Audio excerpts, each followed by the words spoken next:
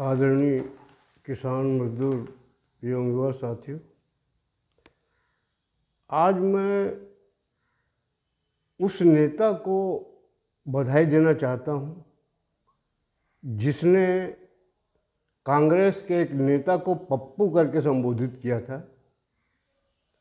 शायद उनको भी नहीं मालूम था कि एक दिन जो कह रहे हैं वो सब सिद्ध हो जाएगा। अब आज आप देखिए, विपक्ष का जो गठबंधन हुआ है उसमें विपक्ष के सभी नेताओं ने अपने जो गृह क्षेत्र है, जो मतदान केंद्र है, जिस लोकसभा में वो आते हैं, सभी नेताओं ने अपना अपना क्षेत्र बचा लिया है गठबंधन करके। मगर आज कांग्रेस के एक ऐसा नेता है जो ऐसा गठबंधन किया कि वो अपने पार्टी के चुनाव चिन्ह में मतदान नहीं कर पा रहा है और कांग्रेस के लिए पूरा प्रदेश भर में प्रचार कर रहा है।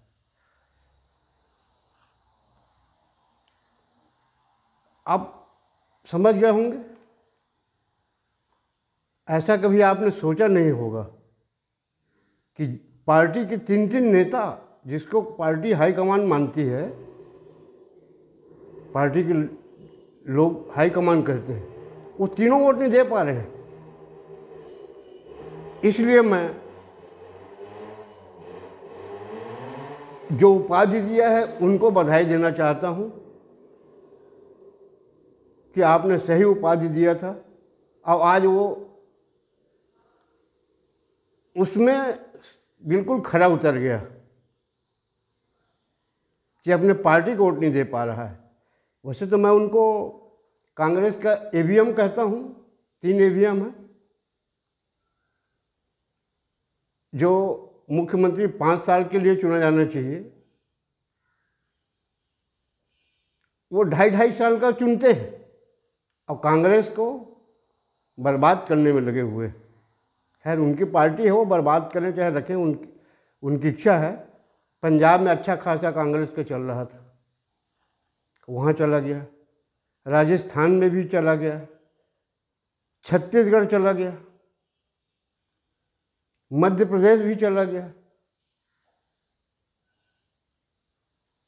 तो गांधी जी ने शायद कहा था कि स्वतंत्रता के बाद कांग्रेस को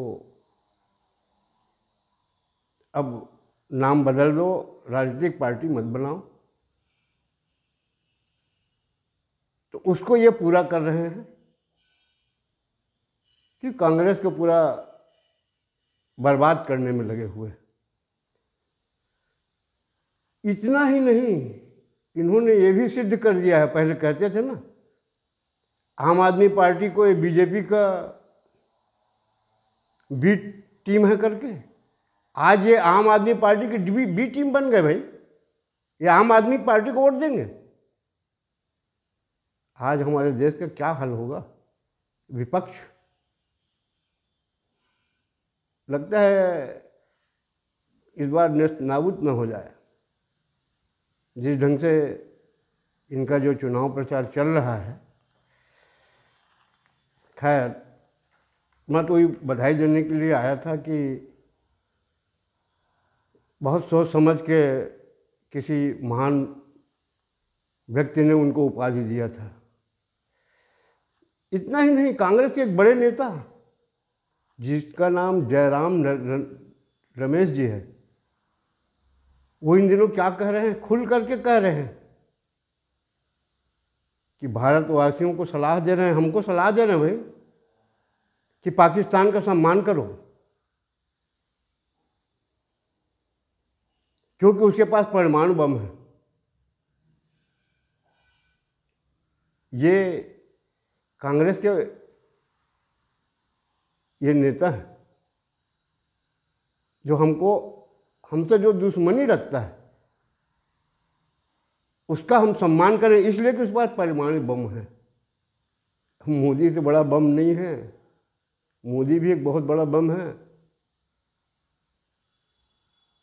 हमको परमाणु बम से झुकने की आवश्यकता नहीं है। हाँ, आपके नेता का उन्होंने विदेश मंत्री जो है पाकिस्तान का कुछ दिन पहले बड़ाई कर दिया ना, इसलिए आप बोल रहे हैं कि उसको सम्मान करो, आप लोग करिए। बाकी देश के लोगों को क्यों, हाँ कांग्रेस के लोगों को, अपने पार्टी वालों को सख्त व्हिप जारी कर दीजिए कि वो पेपरों में दें, टीवी में बोलें कि हम वहाँ का सम्मान करते हैं, ताकि चुनाव में आपको कुछ पता चले, देश जनता क्या जानती है। कांग्रेस पार्टी ने घोषणा किया कि देश में हमारी सरकार बनने के बाद हम लोगों का आर्थिक सर्वेक्षण कराएंगे। अब सत्ता में आएंगे कि नहीं आएंगे तो बात की बात है, मगर अपनी बदनामी तो इन्होंने करा लिया। जो भारत यात्रा निकाले थे ना, उसमें कई तो ट्रक लगा था, उन ट्रक वालों को आज तक इन्होंने किराया नहीं दिया है। ऐसा वो सब टीवी में और सोशल मीडिया में आ रहा है, वो उनके घर के चक्कर काट रहे हैं। और थोड़ा सा चूक कर गए कांग्रेस के नेता, नहीं तो निश्चित इनकी सत्ता बन सकती थी। अगर चुनाव आचार संहिता के पहले इन नेताओं के पास, चाहे कांग्रेस अध्यक्ष महोदय हो राष्ट्रीय, चाहे प्रदेश में हो, या कांग्रेस जो हाईकमान जो कहते हैं, उन नेताओं के पास अरबों की संपत्ति है। अगर इस संपत्ति को चुनाव आचार संहिता के पहले बांट दिए होते या घोषणा कर देते कि हम इतना संपत्ति गरीब जनता को बांट रहे हैं, तो निश्चित इनके स्थिति में सुधार हो सकता था, सीट बढ़ सकती थी। शायद चुप कर गए। अब आप बोल रहे हैं कि देश के आम लोगों का सर्वेक्षण करके हम बांटेंगे। कहाँ जा रहे हो? मुझको तो बड़ा दुख हो रहा है कि कालिदास के बारे में मैं सुना था कि वो जिस लगाल में बैठे थे उसी को काट रहे थे। आज वही स्थिति आपने कर लिया है। लोगों ने अपने बच्चों के लिए जमा करके रखा है, उसको आप ऐसा करना चाहते हो तो ऐसे कौन वोट देगा? खैर, आप निडर हो, पढ़े लिखे हो, सब समझ रहे हो, हमसे ज़्यादा समझदार हो, आप कुछ भी कर सकते हो। मैं तो अपने किसान मजदूर साथियों, मैं अपने देश के जनता से एक निवेदन कर रहा हूँ, और खासकर छत्तीसगढ़ से। आपने जो करना था वो कर दिया है, हम जान गए हैं। लेकिन और जगह देश में बचा है चुनाव, तो मैं वहाँ की जनता से निवेदन करता हूँ, ये जो सत्ता में जाने के लिए दुनिया भर की बात आश्वासन और प्रलोभन दे रहे हैं, इनसे ये पूछिए कि पिछले 10 साल में सत्ता ने तो, अब सत्ता के नेता जो हैं अपना 10 साल का और 5 साल का हिसाब दे रहे हैं कि हमने सत्ता में रह के क्या क्या किया। तो मैं देश की जनता से चाहूँगा कि जो विपक्ष में रहे, इन विपक्षी नेता से भी हिसाब मांगिए आप कि आप 10 साल तक, अब खासकर ये 5 साल में आपने कितना विरोध किया संसद में बैठ करके। आप जानते हो, बहाना ढूंढ के बहिष्कार ही किए, करोड़ों रुपए इन्होंने बर्बाद किया है हमारे देश का,